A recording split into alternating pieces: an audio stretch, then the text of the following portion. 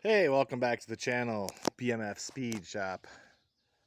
So happy Memorial Day to all the family and friends and loved ones of all the service members who didn't make it back. I want to thank you guys especially.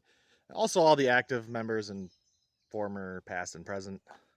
Thank you for your service. I appreciate the freedom to be able to buy as many Chevy trucks as I want. And many others, but I hope everyone's enjoying the holiday and taking the time out to just spend with friends and family as usual. So, big camping weekend and fishing weekend. So I thought I would officially show you guys what I've been working on. You know, big fish. I got a few videos. If you haven't seen those, you can go back. But I've been working on it. As you can see, I cleaned everything and I put my own patina sauce on there, and then we put some graphics and some decals for her name, Big Fish. Today is Memorial Day, but it also happens to be my dad's 65th birthday. RIP to Brad to the bone. That's kind of where this truck comes in. That's why I mentioned it. My dad passed away 15 years ago, but he was a really good storyteller. So I remember all of his stories, and this truck is kind of a tribute to all the stories the dads tell, I guess. If you haven't seen the movie, I don't want to give away the whole movie. Go look it up, watch it. Big Fish, awesome movie. So yeah, I've been working on the truck. A little frustrated today already. But I'll show you what we got going on. So, last video I showed you guys, the truck, I got it started, I got it running, I got the gear, I got it going forward and backwards. We put a radiator in it, running off of a tank in the back, and the steering wouldn't work. So the rag joint was broken.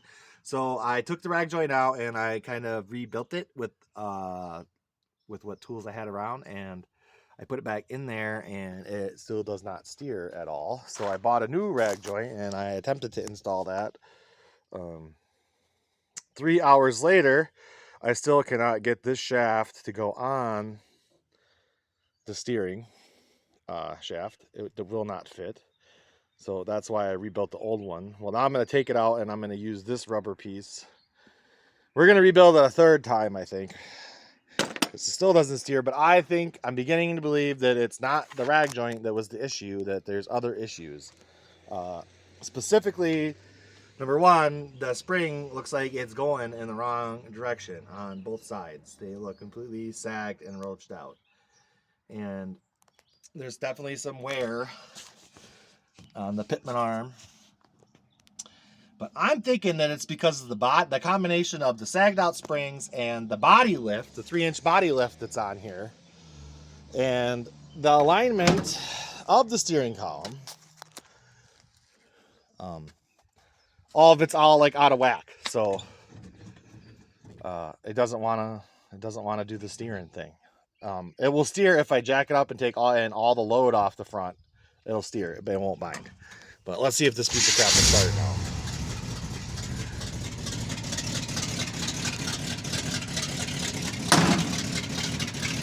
It started. I was out here before and the thing wouldn't start, but it was because I changed the fuel tank.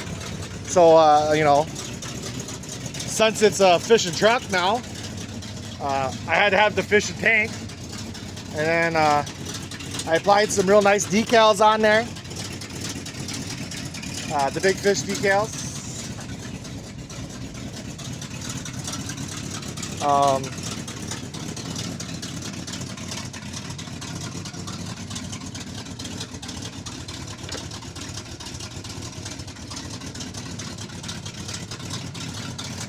I'm excited though. I got rockers coming. I got cab corners, I got cab mounts and cab supports all ordered on the way.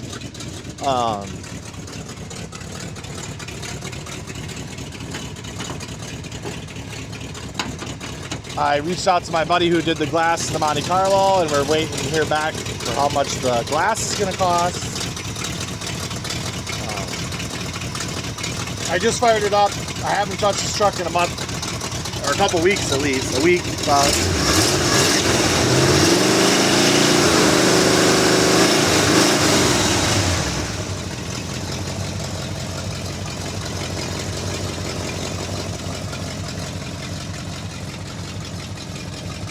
So yeah, I guess I tried to show you the steering here. It's just warmed up a little bit now. And you try to steer.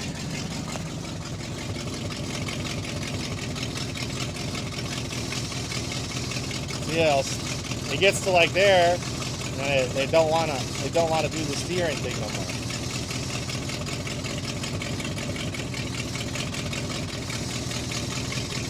You muscle it, it kind of wants to, but it feels like they don't want to steer, basically. You keep working it and working it and working it, you can get it to like unbind a little bit. And also, if you put it in gear and you're like rolling, it seems like you can actually get it to steer a little bit. But yeah, it's all clapped out, so that kind of sucks. I have never dealt with a steering issue like this before, so this would be a fun one to fix. I guess the plan of attack is to jack it up and pull the front springs out of it and put new springs in the front. I might just replace the whole axle. Mostly because all my trucks are 8 lug, and I kind of want to turn this into a 3/4 ton. Kind of want to put 8 lug out underneath it. So that's my thought process, I guess, is finding a set of 14 bolt and a Dana 44 with 411s, hopefully, because it has 373. So if we go up to a 411, that'll give it a little bit more gear ratio for the bigger tires I want to put on here. And then I guess that's the plan for that.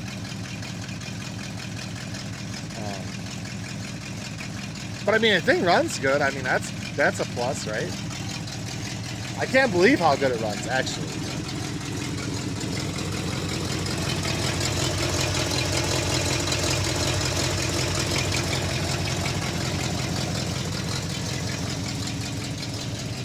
And then we got the Iola car show coming up this year. The theme of the car show is 4-wheel drives. So I can't promise, because I'm really busy with the Oldsmobile. I can't wait to show you guys what's going on with the Oldsmobile, but this is kind of like a back burner. This truck's kind of like a back burner in between when I'm not working on the olds and stuff. But I would like to get it out there. But if I don't, I don't. Whatever. I got the other truck all set up for that. But I know I'm going to find a set of doors out there for it. And hopefully a new box, because this box is so roached. But it's looking like we're going to do our first like full frame off restoration here in the shop with this truck, because I'd like to take the cab completely off. I'd like to take everything off the frame, redo the whole frame, running gear, axles, bushings, U-joints, steering, ball joints, tie rods, get everything all new, replace all the rust, and then all new body metal, put the whole truck back together. I got an idea for the colors, the wheels, and the tires, and the whole theme of this thing, and the fishing setup. So I got a rendering I'm working on, and this thing is going to be super badass. One of a kind, custom built, and I think it's going to be sweet. It's going to be sweet. One thing that's kind of neat, this glove box will not stay closed. I have closed this glove box 387 times. It always opens. So they must not like the glove box. I found this on the truck, this little Nevada thing. The truck's actually previously titled in Colorado, it says, which is kind of neat. That explains why it's actually kind of solid.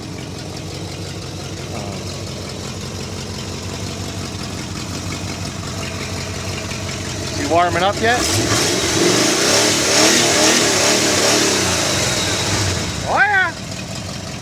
Bald eagles.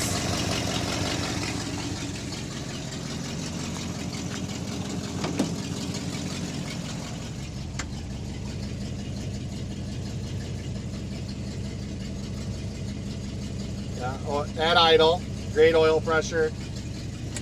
She's coming up to temp now. 45,000 original miles. You know, I would never believe you if someone tried to tell me this truck had 45,000 original miles. But when you start looking at it and stuff, I wonder if it actually does. You know, I wonder if it actually does.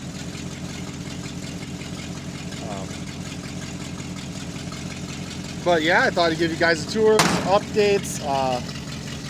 Where am I going from here? Well, I gotta get it to the backyard, and I gotta get it out of my driveway for a little while because I'm super busy with the Oldsmobile, and